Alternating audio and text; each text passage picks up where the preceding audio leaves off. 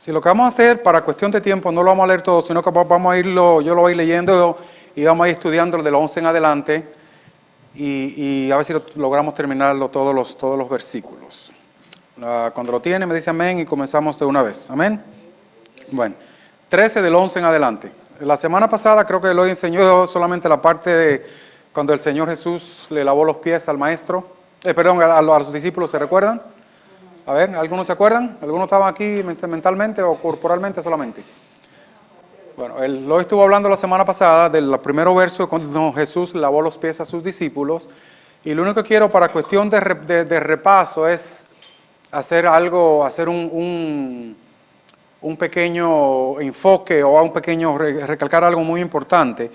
En los primeros versos habla aquí cuando Jesús le lavó los pies a sus discípulos y en el versículo 4 hay una frase donde dice, se levantó de la mesa, se quitó su manto, o sea, su talit que utilizaban ellos, eso el maestro usaba también, se quitó su manto y tomando una toalla, se la ciñó, luego puso agua en una vasija y comenzó a lavar los pies de sus discípulos y a secarlas con la toalla con que se estaba ceñido. En otras palabras, el Señor Jesús hizo el trabajo físico de lavar los pies a sus discípulos. Y esto de lavar los pies tienes dos enseñanzas muy importantes, que la mencionamos un poquito la semana pasada, pero quiero hacer un poquito más de énfasis en ella hoy. El lavarle los pies a sus discípulos era más que un acto físico, era un acto espiritual. Era más que todo, más físico, era más espiritual que físico el acto que el Señor Jesús estaba haciendo con sus discípulos. ¿Por qué era más espiritual? Porque como vamos a leer un poquito más adelante, ustedes saben que Él le lavó los pies, pero te puedo garantizar que eventualmente sus pies otra vez estuvieron sucios. Después que ellos salieron de ahí, inclusive de ahí se fueron al Getsemaní, cuando Jesús oró y eso, y lloró, y te garantizo yo que al llegar a Getsemaní ya sus pies estaban sucios otra vez. El acto espiritual de lavárselos, del lavamiento, es el siguiente. La palabra del Señor dice que solamente Él nos puede limpiar, nos puede lavar de nuestro pecado. Inclusive en Juan, 1 de Juan capítulo 1, 6 y 7 dice al final del 7, y la sangre de Jesucristo nos limpia de todos los pecados. Nos limpia, nos lava, nos limpia de todos los pecados. Esa es la parte espiritual, parte de la parte espiritual del lavamiento. Ahora bien, en esta parte vamos a encontrar algo muy importante también que tiene que ver con el lavamiento, una vez más, en la parte espiritual del lavamiento, en el cual vamos a ver que tenemos que ser lavados, limpios, todos los días. Todos los días necesitamos ser lavados, todos los días. Ese lavamiento, dice la palabra, llegamos al Señor Jesús, y ¿sabe qué? Vamos a leer el versículo ese de Juan, para que así vean el contexto. Juan 1, 6 y 7. Pero en primera de Juan 1, 6 y 7. Está casi ahí, sí, pero casi al final de la Biblia, sí. Primera de Juan 1, 6 y 7.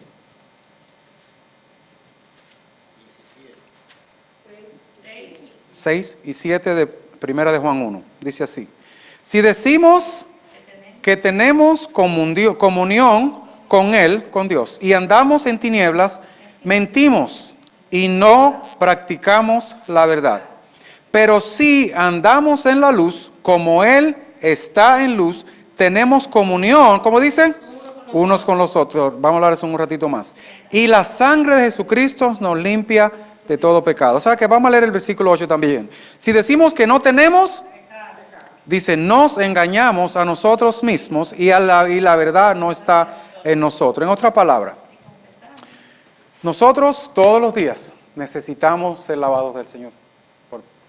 Por el Señor. Eso es parte de nuestra santificación. El lavado que el Señor Jesús le hizo a sus discípulos, como vamos a leer un poquito más adelante, Él le estaba lavando solamente los pies. Pero dice la palabra, porque Él solamente lavaba los pies porque ya el resto de su cuerpo estaba limpio, pero era espiritualmente que Él estaba hablando. pero todos los días, vuelvo y repito, necesitamos acercarnos al Señor Jesús para ser limpios de nuestras iniquidades, de nuestro pecado. Ahora sí vamos a entrar a la clase de hoy.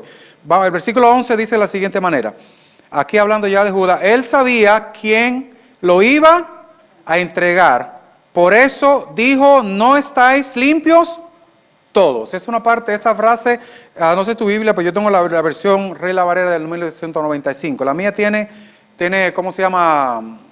Paréntesis, no, signo de exclamación, ¿verdad? Esta frase, hermano, a mí me impactó bastante. ¿No estáis limpios todos? Tú sabes que es triste saber que hay en muchas de las iglesias, estamos en Juan, capítulo 13 otra vez, el versículo 11, con el que comienza la clase hoy, de 11 en adelante. Esa frase a mí me impactó bastante. ¿No estáis limpios todos? Y es triste, hermano, pensar que aún dentro de la iglesia hay personas que genuinamente, lamentablemente, no están limpias. ¿Sabías? No todo el que diga Señor, Señor, entra al reino de los cielos. No todo el que entre por una iglesia, e inclusive hay personas que pueden pasar todo su tiempo dentro de una iglesia y no ser salvo. Mira este caso específicamente. Judas duró 3 años con Jesús.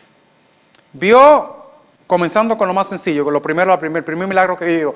Vio al Señor Jesús convertir el agua en vino. Vio paralíticos que andaban. Dios te bendiga, hermana Carmen. Vio paralíticos que andaban, vio ciegos que veían, vio un tipo que tenía un abrazo y el Señor Jesús hizo que se le extendiera, sanó leproso. Oye bien, acaba de levantar a Lázaro de entre los muertos después de 4 días de muerto. Sin embargo, dice la palabra, aquí bien claro, que no todos de sus discípulos que habían visto todos esos milagros estaban limpios. Me impacta eso porque, hermano, tenemos que cada uno de nosotros siempre, hermano, escudriñar nuestras vidas. Yo siempre digo, no, una persona, tú puedes pasarte toda tu vida metido en una iglesia y no ser cristiano, genuinamente cristiano. Y vamos a ver cuál era la diferencia grande en Judas en unos minutos. No todos estaban limpios, versículo 12. Así que después que les lavó los pies, tomó su manto, su talit, otra vez, volvió a la mesa y les dijo, ¿sabéis lo que os he hecho? Versículo 13.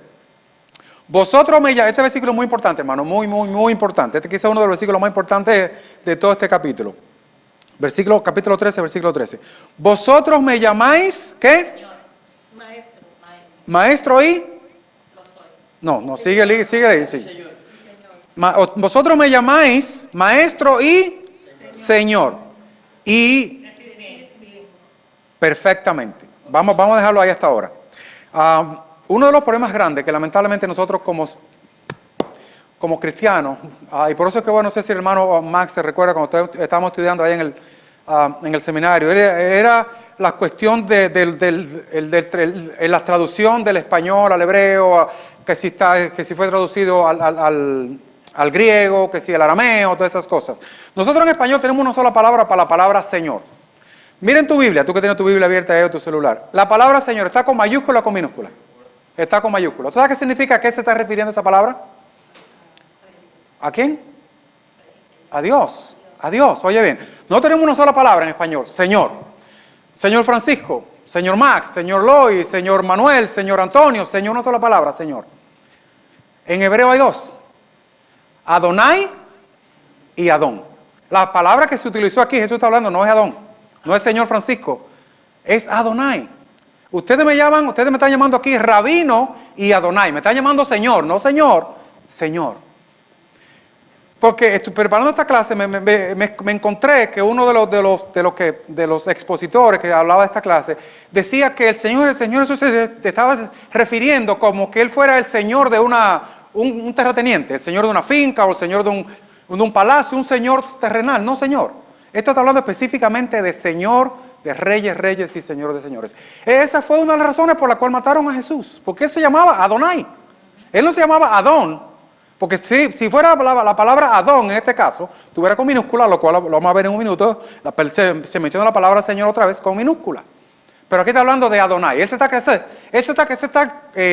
proclamando Dios. Él se está proclamando lo que Él es. Que es Dios. O sea, Él dice, no lo que en otra palabra, no se lo dice Él mismo. Dice, ¿sabéis del versículo 13, vosotros me llamáis, ustedes me llaman a mí Dios, ustedes me llaman Dios y Maestro. Y dice, y en realidad yo lo soy, dice ahí. Y dice, y decís bien, sigue diciendo, porque lo soy. Uno de los problemas grandes que existe, lamentablemente, en el cuerpo de Cristo en este tiempo también es la falta del señorío de Cristo en nuestras vidas.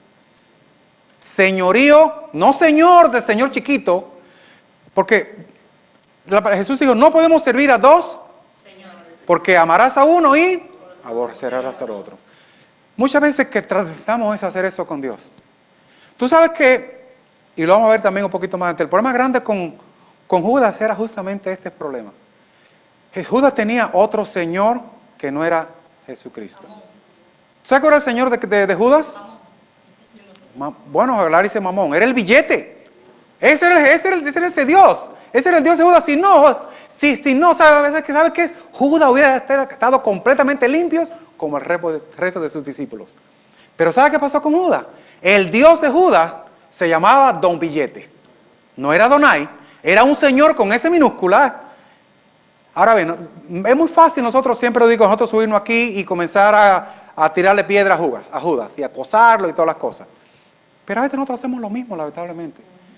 En nuestra vida tenemos señores que no es Dios, el Rey de los ejércitos. Y yo siempre digo, ustedes me han escuchado decir, el cristiano en este tiempo, lamentablemente muchos tienen compartimiento, ¿sabes? Tiene un compartimento de tu vida, en este compartimiento Dios puede entrar. En tu familia, quizás hay personas que no dejan que Dios sea el Dios de la familia, ¿sabías? Ellos quieren ser el rey y el Dios de la familia. No, ellos no es Dios, no es Adonai. Hay personas que tienen en otro compartimento, tienen su trabajo. Y Dios, tú puedes entrar en mi trabajo. En otro compartimento que tienen sus estudios, Dios puede entrar en mis estudios. Tienen los hijos y Dios es el Dios de los hijos. Pero tienen una área en su vida, óyeme bien, en la cual Dios no es genuinamente el Adonai. No es el Dios de nuestras vidas. Una esa área a veces es las finanzas. Muchas personas en las iglesias dicen, yo te entrego a Dios todo, pero la finanza me pertenece a mí. ¿Tú sabes qué sucede cuando pasa eso en tu vida? Y puede ser cualquier cosa, la finanza, tu familia, tu trabajo, en el cual en ese compartimiento Dios no es el rey de tu vida. ¿Sabes que tú te das cuenta? Uno como pastor se da cuenta, en esas son las áreas que las personas fracasan. ¿Sabías? Esas personas que regularmente vienen con problemas a mí durante la semana, durante el mes, durante el año, vienen con el mismo problema toda vez, el año entero, yo me he dado cuenta que en esa área Dios no es el rey de esa persona. El señorío de Cristo tiene que ser completo.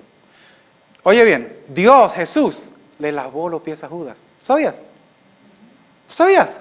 Sabiendo que 1 hora después lo iba a entregar. Sin embargo, Jesús fue suficientemente humilde y le lavó los pies a Judas. Judas estaba en ese momento con los pies limpios. ¿Amén? Pero ¿cómo está el resto de su alma? Dice la palabra, como va a ver más adelante, que entró Satanás. El mismo Satanás, óyeme bien. Satanás no entra a menos que tú le des la oportunidad de entrar. Judas, a Jesús, no sé, el Adonai de su vida, al tener otro rey, otro señor, entra a la vida de Judas, Satanás. Por eso que hay fracaso, hermano, en nuestras vidas. ¿Qué pasó con la 30 piezas de plata que lo vendió? ¿Qué hizo Judas con esa? ¿Se recuerdan? Nada. La devolvió, ¿se recuerdan? Claro, se arrepintió con ellos, pero no se arrepintió con Jesús. Eso es muy importante. Ahora le acabo de decir, Judas se arrepintió de haber hecho lo que hizo, pero ¿fue donde Jesús y se arrepintió? No, fue donde la persona equivocada. Óyeme bien, eso también es muy importante. Cuando tú te arrepientes, tenemos que venir donde el Rey de Reyes, donde Adonai, una vez más, donde Dios, y pedirle perdón a Él. Es como yo siempre pongo el ejemplo de Kobe Bryant, un basquetbolista famoso aquí en los Estados Unidos, le fue infiel a su esposa hace unos años atrás. ¿Y sabe lo que hizo él para arreglarse con ella? Fue y le compró un anillo y un diamante de qué sé yo, ¿cuántos miles de dólares? ¿Genuinamente le estaba pidiendo perdón a su esposa con ese acto? No, estaba tratando de comprarle perdón. ¿Tú me entiendes? Está tratando de comprarle perdón a la esposa. Cuando tú genuinamente pides perdón, esa fue la diferencia entre Judas y Pedro, ¿sabía? ¿Sabía? Pedro también negó al Señor 3 veces. ¿Pero qué hizo Pedro? Se acercó al maestro, haberlo resucitado y restauró su vida con él. Judas nunca hizo eso. Al contrario, dice la Biblia que fue y se ahorcó. Se ahorcó. Nunca se puso de acuerdo con el Señor. Ahora bien. No, bueno, exactamente. No, pero en ningún momento, oye, en ningún momento dice la palabra que él se acercó al maestro. En ningún momento. Él hizo lo que hizo, tiró el dinero fue y se ahorcó. El resentimiento, el remordimiento, sea lo que sea que haya pasado en su vida, el punto es el siguiente. Tenemos que arrepentirnos, no con el curita. No es con él, es con él, es con Jesús, es con Dios. El versículo que íbamos a leer, que Arali comenzó a leer en 1 de Juan capítulo 1, dice que tenemos que ir donde Él. Tenemos un abogado que no puede perdonar. Pero hermano, el Señor tiene que ser el Señor de todas nuestras vidas. Si damos que es una área, como en el caso de Judas, le damos lugar al diablo. Le damos lugar al diablo. El Señor tiene que ser, no por compartimiento, no una área aquí y una área aquí, todo tiene que ser el Rey de nuestras vidas. El señorío de Cristo es muy importante en la vida del cristiano. Seguimos adelante. En el versículo 14, pues sí, yo soy el Señor y Maestro, y he lavado los pies. Si yo soy Adonai, yo soy Dios, y soy su maestro o su rabino, y he lavado los pies los unos a los otros, porque ejemplo os he dado, para que como yo os he hecho, vosotros también hagáis. Óyeme bien. Como dijo Loy la semana pasada, muchas iglesias utilizan esto, más que todo con el liderazgo, que viene el pastor o viene el líder, y llaman a los líderes de la iglesia y lo sienta, lo pone en fila y le lava los pies. Vuelvo y repito, a esa persona tú le puedes lavar los pies todo lo que tú quieras, como pastor. Yo puedo hacer lo mismo acá. Pero que lo que el Señor Jesús está preocupado más que todo es con el alma de la persona. Esta enseñanza que Dios le está dando, que Jesús le está dando a sus discípulos, no es porque, no sé si tú te diste cuenta, y Jesús le hizo eso a tus discípulos, ¿cuánto encuentras tú que ninguno de ellos lo hizo físicamente con ninguno de los discípulos? ¿Lo encuentras en la Biblia? No lo hicieron físicamente. En lo que Jesús está hablando aquí específicamente es lo mismo que acabamos de leer en 1 de Juan capítulo 1. Tenemos que preocuparnos los unos por los otros. Hermano, esto es más espiritual que físico. A veces nosotros sabemos de necesidades dentro de la iglesia y nos hacemos comer por ahí lo de la vista gorda. Tenemos que ser fiel a Dios. Y cuando lo hacemos fiel a los hermanos, le estamos siendo fiel a Dios. ¿Tú sabías? Si tú sabes de una necesidad, no te hagas de la vista gorda. El mismo Juan lo dice, Santiago lo dice en su carta. Dice, si tú sabes que un hermano tiene necesidad, no le digas vete y ven mañana.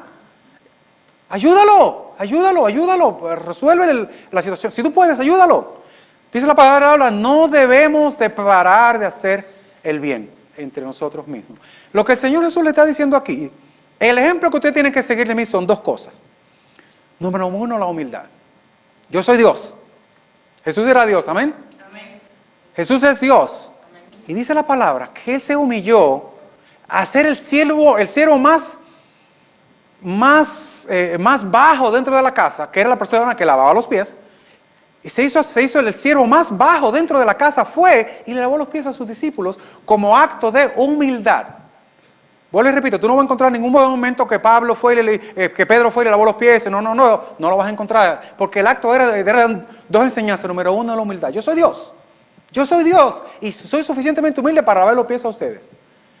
Y la segunda enseñanza en sí es el siguiente. Si yo me preocupo por ustedes, tienen que hacer ustedes lo mismo. En la enseñanza de la semana que viene, se habla del gran mandamiento. Ahí termina la clase, del gran mandamiento. Ese gran mandamiento que el Señor Jesús le da a sus discípulos es exactamente eso. Que los que nos amemos nosotros como Adonai, como Él nos está amando. Esas son las dos enseñanzas. Número uno, hermanos, la humildad. El Señor Jesús, a Pablo habla en una de sus cartas que tenemos que mirar a los demás como más altos que nosotros. ¿Sabías? Cuando yo veo a uno de mis hermanos, por pequeñito que sea, tengo que verlo a ustedes como si fuera más importante que yo. ¿Se recuerda aquella conversación que tuvieron los hijos de Zebedeo, que si tú eres mayor, que yo quiero ser el primero? E inclusive la mamá de ellos se involucró y fue donde el maestro. Y yo quiero que mis hijos se sienten uno a tu derecha y uno a tu izquierda. ¿Se recuerdan? ¿Y sabe qué dijo Jesús? Primeramente tienen que ser como el más chiquitito. Como un niño. ¿Sabe qué pasa con el niño? El niño es dependiente del padre. El niño no puede ahora mismo decir, yo voy a hacer lo que me da la gana. Depende de ese niño. Ashe no puede decir ahora, mami, me voy para casa, agarra el carro y se va. No puede. Depende de su mamá. Inclusive cuando tiene hambre, depende de su mamá. Cuando se hace caca, depende de su mamá. Ese es el niño. Así que debemos ser. ¿Tú quieres ser grande? Tienes que ser el más pequeño. Eso es lo que el Señor Jesús nos está enseñando con el lavar de los pies. Versículo 15. Bueno, al final dice, vosotros, el 14 dice, vosotros también debéis lavar los pies los unos a los otros, porque ese ejemplo que he dado para que como yo los he hecho, vosotros también los hagáis. Versículo 16. De cierto os digo, el siervo no es mayor que su Señor. ¿Qué dice ahí? ¿Cómo está el Señor en tu Biblia? Por favor, sígueme. ¿Cómo está el Señor? ¿El Señor con mayúscula o minúscula? Versículo 16. De cierto os digo, el siervo no es mayor que su... Ahí está hablando de un señor de la tierra. Y ahí el término, si estuviéramos hablando en hebreo, no, esto está escrito acuérdate, está escrito está escrito en griego. En griego también hay una sola palabra. Pero el escritor aquí, sabiamente, cuando está hablando, usted me llama maestro, el Señor lo puso con mayúscula, y aquí el Señor lo puso con minúscula. En el versículo 16. Y aquí está hablando de un señor de la tierra. De cierto os digo, el siervo no es mayor que su señor, ni el enviado es mayor que el envió. Oye bien, si sabéis estas cosas, bienaventurados sois, ¿cómo termina diciendo? Si las hicieres. En otras palabras, el tener el entendimiento y el conocimiento no es suficiente. Lo importante y el punto importante aquí es hacer lo que acabamos de entender. Esta enseñanza que el Señor Jesús nos está dando a nosotros acá, de lavar nuestros pies de humildad y del amor los unos con nosotros, tiene que ver específicamente, tiene que ver con el hacer, no con el saber. Saber no es suficiente. Saber no es suficiente. Yo siempre le digo a los hermanos, tú sabes, y este es un ejemplo lamentablemente triste, tú sabes que es bueno comer saludable. ¿Cuántos saben que es bueno comer saludable? ¿Cuántos saben aquí saben que es bueno hacer ejercicio? ¿Cuánto el mundo aquí sabe que es bueno pasarse el hilo dental entre los dientes? Lo sabemos, pero ¿cuántos hacemos como deberíamos hacerlo? El saber no es suficiente. Cuando tú vas al médico y el médico te dice, señora fulana, ¿usted está comiendo saludable? Bueno, no, pero usted lo sabía. Bueno, sí, pero no lo está haciendo. Lo importante no es saberlo, es hacerlo. Jesús lo está diciendo bien claro.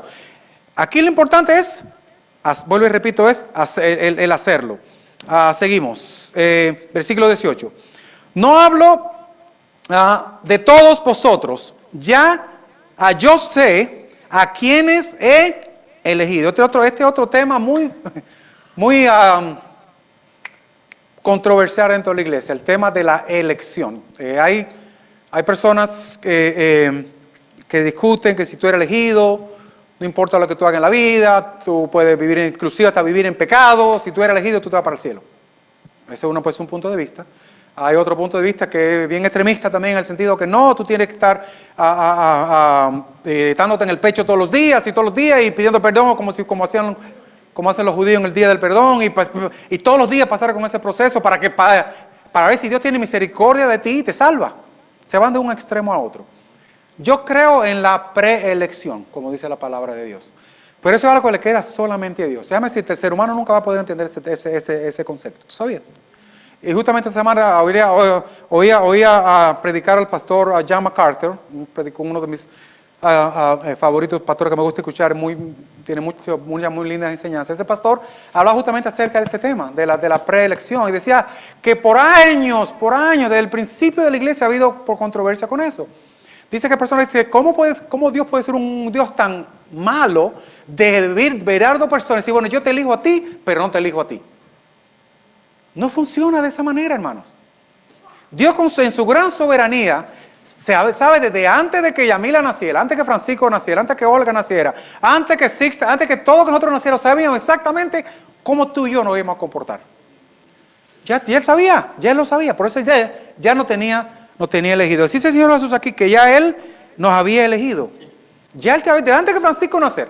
Eso es más profundo que eso. Por supuesto, es mucho más profundo. Pero ¿sabe qué pasa, hermano? ¿Por qué dejó que naciera entonces? ¿Ah? ¿Por qué dejó que naciera Bueno, exactamente, por lo que te digo, eso viene de la soberanía, lo primero que digo fue eso.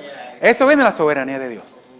Ahí viene la soberanía de Dios. Ese es un punto, hermano, que yo, vuelvo y te repito, nunca lo debatas con nadie. Ese es el tema. Tú después tú das tu punto de vista, él te va a dar tu punto de vista, nunca lo debatas con nadie, porque eso queda 100% en la soberanía de Dios. Inclusive la palabra del Señor lo dice bien claro. Yo tendré misericordia de quien yo quiera tener. Él es el Rey soberano. Él es el Dios soberano. Tú y yo no tenemos ningún, como es el americano, we have no say. No tenemos nada que decir en ese asunto. El mismo Pablo dice que a uno los hizo para honra. Exactamente, hay vasos de honra y de deshonra. Inclusive dice la palabra, oye bien, que dice el hombre malo para el día malo. ¿Tú sabías? Esa gente desde el 9/11, de hace unos años atrás, Dios los creó para ese día, esos terroristas. Esas personas que mataron que hicieron esas atrocidades en las iglesias en África esta semana, y eso que pasó en la sinagoga, también allá en Europa, todas esas cosas Dios hizo para ese día. ¿Quién eres tú para cuestionar a Dios? Esa es mi pregunta. ¿Quién eres tú para cuestionar a Dios? Él sabe, Él es soberano. Una vez más, Él dice aquí bien claro, yo sé a quienes he elegido, pero debe cumplirse la escritura: el que come pan conmigo alzó el pie contra mí. Aquí el Señor Jesús está citando el Salmo 49, versículo 1. Esto tenía que cumplirse, hermano. Judas tenía que aparecer en el escenario. Como eventualmente, óyeme bien, eventualmente el anticristo va a tener que aparecer al escenario. ¿Cómo se llama? El falso profeta tiene que aparecer en el escenario. ¿Sabe por qué? Porque está profetizado. Estaba profetizado que Judas tenía que aparecer en el escenario, hermano. Tenía que cumplirse. Por eso le decimos, claro, para que lo que se cumpla la palabra, siglo XIX. Desde ahora, estamos en el 13, Juan 13, ahora estamos en el 19.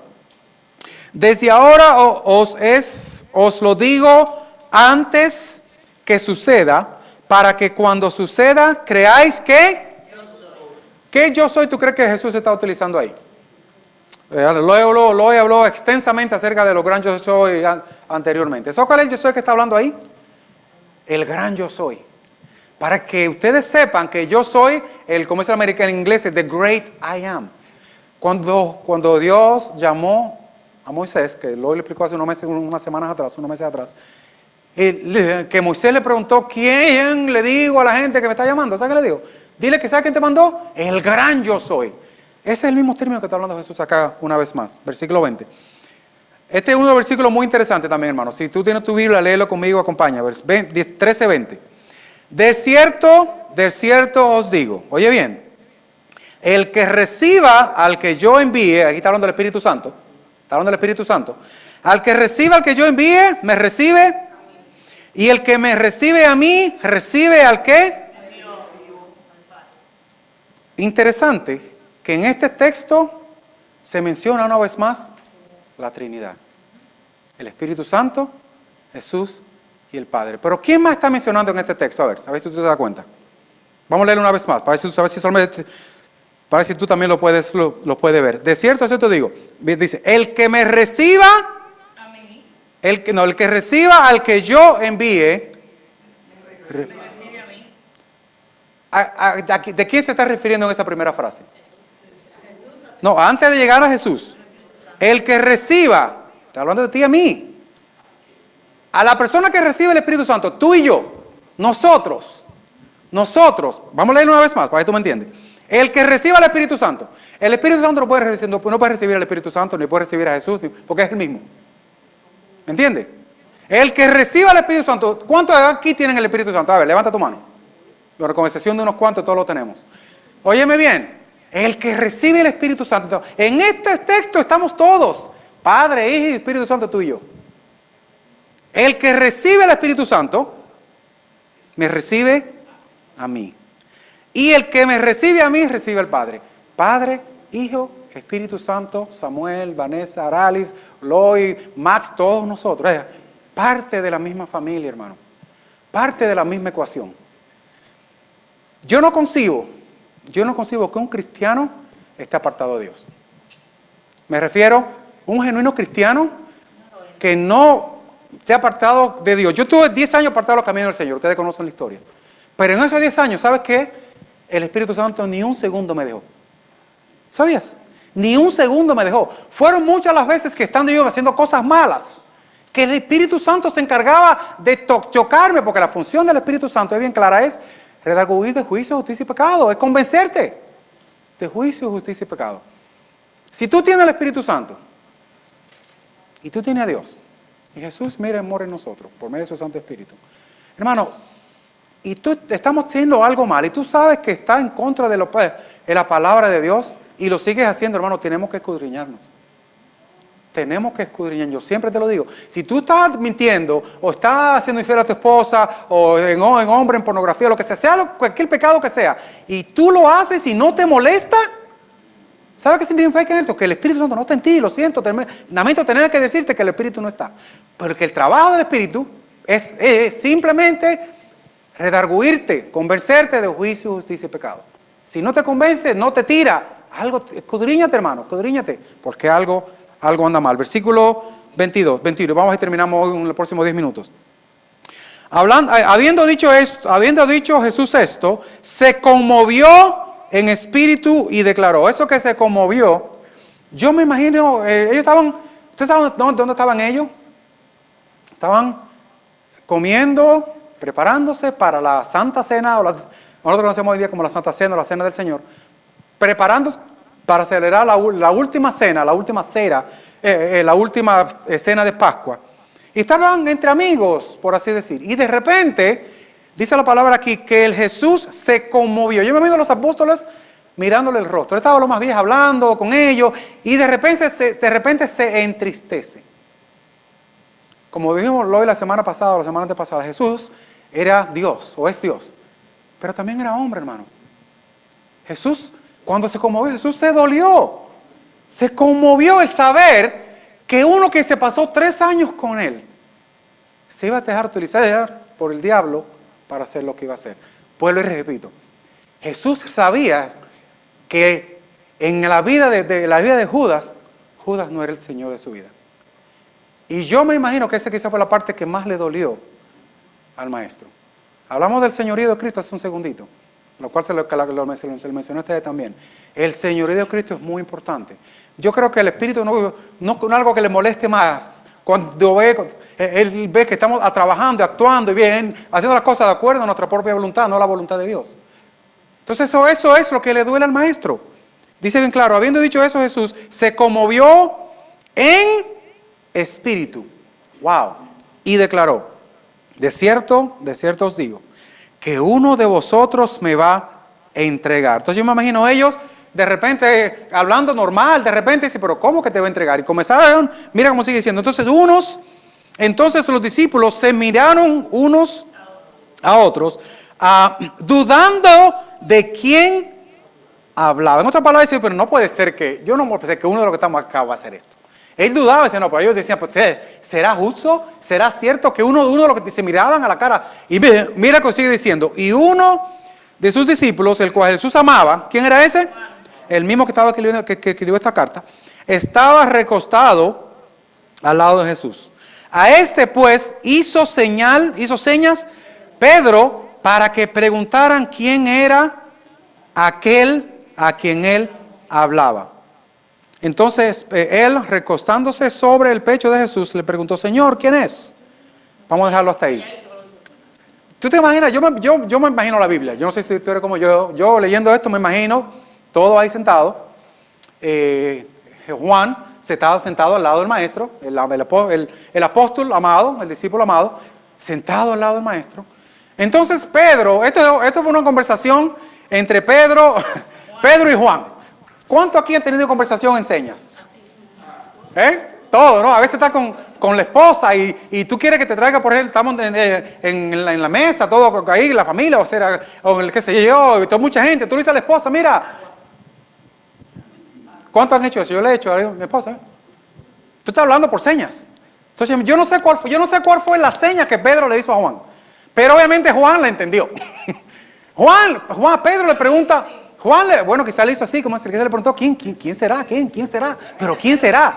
Pregunta, no, pero bien que le dice, pregúntale, tú que estás ahí, pregúntale. Ustedes conocen que Pedro era bien atrevido, amén. Pedro no tenía pelo en la lengua, pero en este caso, oye bien, se mordió la lengua. Yo me pregunté, inclusive, ¿por qué Pedro no fue astuto en ese momento y preguntó? ¿Tú sabes que Pedro, esa palabra que caminó sobre el agua? ¿Cómo? Oye, Francisco acaba de decir que a lo mejor él tenía miedo que dijera que era él.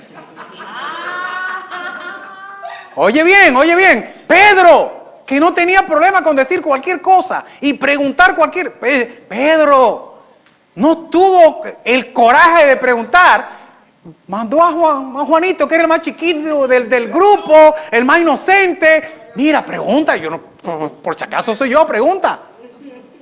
¿Sabe qué me indica eso, hermano? Que cada uno de nosotros tenemos que cuidar nuestra salvación con temblor y temor, como dice la palabra de Dios. Pablo dijo, tengo que cuidarme yo para no perder, ¿cómo se llama? De perder lo que tanto, por lo que tanto he luchado. Oye bien, hermano, no es que la salvación se pierde o si no se pierde. Ese no es el tema de la clase en este día. Pero quiero que tú entiendas lo siguiente. Si Pedro, que duró 3 años con el maestro, y vuelvo y repito, vio el agua convertida en vino, paralítico, vio a Lázaro después de 4 días y tantas cosas, vio tantas cosas, y Pedro no te atrevió a preguntarle al maestro si era el que lo iba a negar, que lo iba a entregar. Imagínate tú y yo. Imagínate tú y yo, hermanos. Tenemos que agarrarnos cada día, como dije anteriormente, cada día de nuestras vidas, pedir al Señor que nos lave. Que nos lave, porque lo necesitamos. Lo necesitamos. Y sigue diciendo, a ver, ¿dónde me quedé? 26. Respondiendo Jesús, a quien yo le dé el pan mojado, ese es. Y mojando el pan lo dio a Judas Iscariote, hijo de Simón. Mira, lo describe 100%, porque sabe que hay otro Judas, ¿no? No dijo solamente Judas Iscariote, le dijo hasta el nombre de su padre, hasta el nombre de su papá, para asegurarse que tú y yo entendiéramos cuál es el Judas, y ellos también. A Judas, hijo de Simón. Y después del bocado, oye, mira cómo dice bien claro, Satanás entró en él. Entonces Jesús le dijo, lo que vas a hacerlo, hazlo pronto. Hermano, esto es para mí, y yo leyendo esto, hermano, el otro día estaba leyendo y orando, después que el hermano Loy me pidió que le diera la clase, y esta parte de lectura me hizo llorar. No te voy a mentir, me hizo llorar. ¿Te voy a decir por qué me hizo llorar? Me hizo llorar porque, lamentablemente, dentro de la iglesia hay muchos Judas. Quizás tú digas, bueno, yo en ningún momento voy a vender al maestro. Físicamente hablando.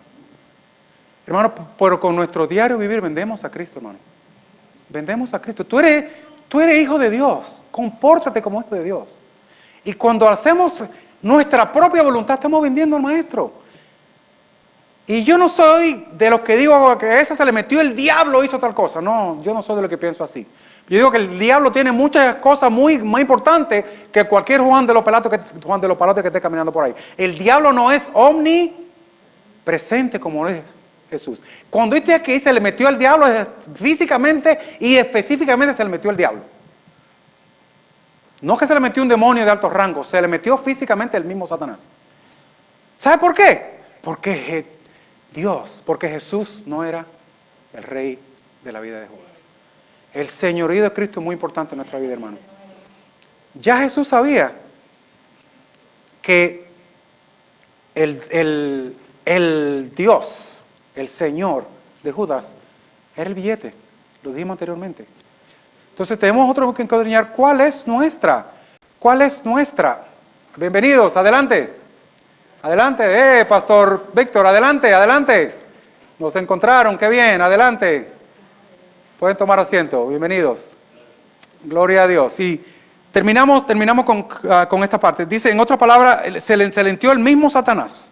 A Jesús le dijo, lo que va a hacer el versículo 28, pero ninguno de los que estaban en la mesa entendió porque le dijo esto. Algunos pensaban, puesto que Judas tenía la bolsa, que Jesús le decía, compra lo que necesitamos para la fiesta, o que diera algo a los pobres. Cuando él tomó el bocado, salió enseguida y era ya la noche.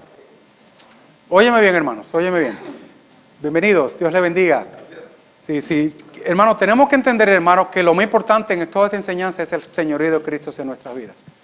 El señorío del Señor Jesús en nuestras vidas. El señorío de Cristo en nuestras vidas. Vamos a leer el versículo 30. Era hasta el 33, ¿verdad, Eloy? Vamos a ver el 31 al 33. Entonces, cuando salió, dijo Jesús: ahora es glorificado el Hijo del Hombre, y Dios es glorificado en él. Si Dios es glorificado en él, Dios también lo glorificará en sí mismo, y enseguida lo glorificará. Si mira que es el versículo 33, con eso terminamos. Mira cómo ahora Jesús, después que sale Judas, mira cómo le dice a sus discípulos. Mira qué palabra más linda. Mira qué palabra más linda, versículo 33. Hijitos, wow, hijitos, ya no le hablan ni siquiera. En el versículo más adelante está hablando de que si el Señor, en